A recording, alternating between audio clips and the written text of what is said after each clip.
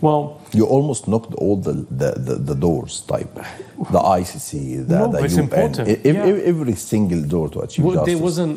There wasn't a diplomat, a government, a prime minister, legal political institution in the whole of the Western world whose door we didn't knock. Yeah. So, but what's really important is you have to understand is we did not have time to allow foreign states to work out whether or not they were going to put human life as a priority or their economic interest as a priority.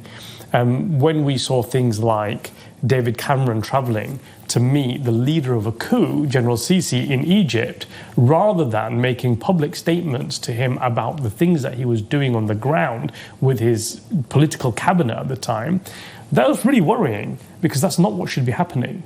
You see now in a different situation in today's day. You've got the whole shift in geopolitics with Russia and the BRIC states. Yep. And you have Niger, for example, currently going through a coup, and all of a sudden there's outrage about this coup, and you've got the whole of the Western world saying, oh, hang on a minute, this is not right, we don't agree with coups. Well, where was that outrage 10 years ago? It wasn't in existence.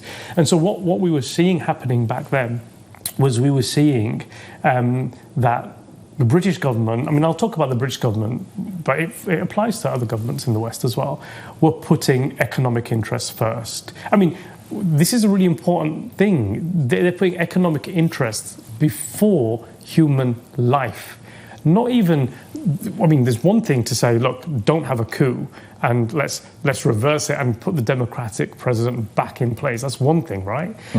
And there's another thing, which is the very least they could do, which says if you use violence, we'll hold you accountable for it. If you use disproportionate violence, we'll hold you accountable for it. If you engage in crimes against humanity or war crimes, we'll hold you accountable for it.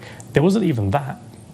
And so what we did was I put together a very significant and credible, high-profile legal team, which was led by Lord Ken MacDonald, who was the former Director of Public Prosecutions in the UK, who I work with quite a lot on human rights issues. And we put together an investigative team to look at what was happening in Rabat as it was happening, not to wait a year or 10 years later. And we came to a very rapid conclusion that what the military regime, along with the political cabinet that was in place after they had arrested and detained President Sisi and his government. Morsi. President Morsi. President Morsi and his cabinet. Once they had done that, we established that the Egyptian military regime, President Sisi, General Sisi, was engaged in crimes against humanity. And that was something that was very clear to us. Now, you'll see that Human Rights Watch issued a plan 12 months after. It was the report was called According to Plan.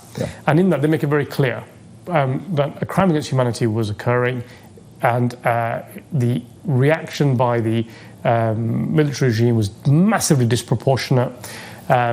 They took violent action against unarmed protesters.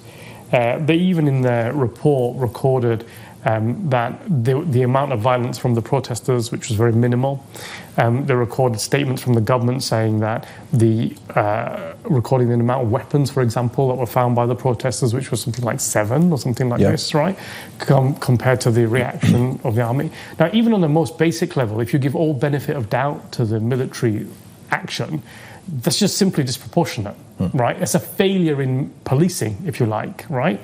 So that's the best case scenario that you could give to them. But what we saw was much, much worse than that. It wasn't a failure in policing. It wasn't just disproportionate action. It was actually a criminal act, an international criminal act. It was a crime against humanity.